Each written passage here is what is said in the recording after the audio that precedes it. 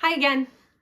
This is Lauren Travers, and today I'm here to say first, again, thank you everyone for your incredible response in conversation with us about how do we build our children up in this time that we're living in, and their creative possibilities in this time as well. I wanted to give you something because next week coming up is a winter break, is our midwinter break here. And that's a wonderful time. We all get excited about it. And it can be a stressful time too, because our kids are home or we're traveling. And I get a lot of questions from parents about, well, what do we do? We're with them all of this time.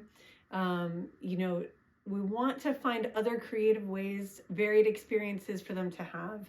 And so what can we do with them during this time? Do you have a list? Do you have something that can help us, whether because we're traveling with them and we don't necessarily want them to be watching stuff the whole time, or because we're at home with them and we're going to need to make dinner and we're going to need to just do the everyday things we have to do.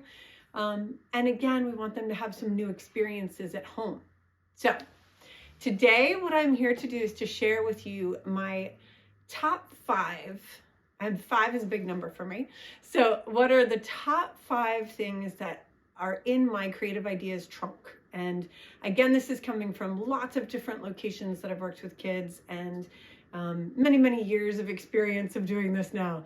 So what can be the most helpful? So here are the strategies that will help you so much, whether you are traveling with kids next week or whether you are home with them and looking for new ways to explore together. Okay. Number 1, first thing, is the element of surprise. If you are traveling, the number 1 thing you can do is actually have a surprise bag that is given to them after you either get in the car or you get on the plane. They cannot open it until the car is moving or the plane is in flight, has gone down the runway, right? The element of surprise is your friend because 1, just the surprise itself is an activity. Like, what's going to be inside? Can we guess? That by itself, especially if you're flying, will eat up some of that time that you're like, oh, I can't get them focused, to stay in their seat for a long period of time. This is true whether you have young kids or whether you have older kids. It's just what's in the bag will obviously have to change or could change. Okay, so the element of surprise, number 1.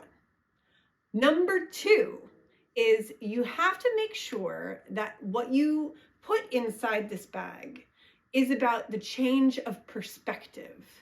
And what that means is when I work with kids, I'm always looking for how can I give them a new way to engage with the world around them? Is it they're looking at something from a different height? Is it they're looking inside of something or around something?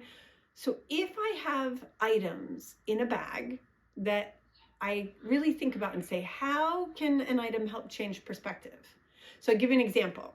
One of the items I always put in a bag is a magnifying glass, because no matter how old you are, well, when you get much older, sometimes I'll do binoculars because those are really cool. Also change your perspective. But it's a tool that lets you see the world very differently than you regularly do. And that is a key to helping keep kids engaged in a new kind of activity. All right, so the art of surprise, very important. Change of perspective, really important. The third piece that we're looking at is experimentation. You want to put things in that can be used for more than one thing, right? So another favorite of mine is 3 different kinds of tape. So blue tape, because it doesn't leave a mark on anything. Scotch tape, especially if you're flying, because just the act of using a Scotch tape, as we all know, takes some time and is engaging. And then the third kind of tape is just a different kind. It can be a washi tape that's really thin that has fun little characters on it. It could be another masking tape. If you have plain masking tape, you want to make sure you have a Sharpie marker that you're in charge of, because that will actually write words on the tape itself. Okay, 3 different kinds of tape. The other reason I do that is because you want the experimentation, the playing with items, so that their creative juices can start to flow. And that's why number 3 thing that you have to do, whether you're doing it on a plane, a train, an automobile, or in your own living room, is give them opportunities to use materials that they can come up with. Oh, I could do it like this, or I could use it like this. Okay, that's 3. Number 4. What is number 4? Hold on, I have my cheat sheet here. Number 4 is about sequence. Give them items that require them to do something in an order. It could be in an activity book.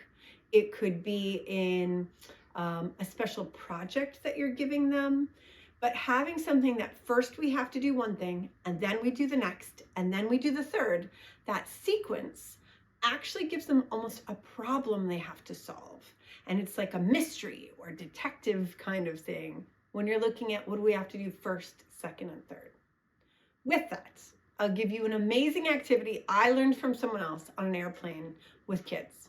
And that is, you get a Ziploc bag, you get a paper towel, you have a little bit larger paintbrush than the ones you typically would use in a watercolor set, because those are just crazy tiny. So you want to use ones a little bit bigger than that. And then you have one of the small sets of watercolors. Well, this is an activity all in itself, because if you pack it on an airplane, you actually can walk to the bathroom to wet the paper towel, which is an activity. You stick that wet paper towel inside the plastic bag, so there's no water that will get everywhere. And then you go back to your seat, and a child can actually watercolor by sticking their brush inside the bag, the plastic bag, on the paper towel, putting that watered brush onto watercolors, and then painting. Now, the trick with the painting is you cut paper into smaller sizes, like 5 by 7, so that it will fit on a tray table in front of them, instead of trying to manage those bigger 8.5 by 11s that never fit on a tray. Okay, here's my secret. So, other activities that have sequencing to them could be something that is, it could be a game that's played, like a card game for older kids. There's a sequence, it's a way you do it.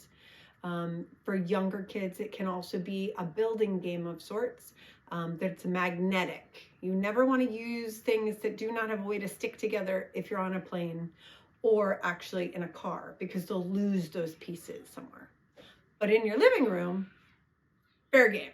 You could have all different kinds of blocks or all different kinds of pieces that can be built into multiple things. Because that actually leads us to, that's 4, my 5th piece, which is about storytelling. When we give them different items that help them tell a story, they will stay engaged with something much longer.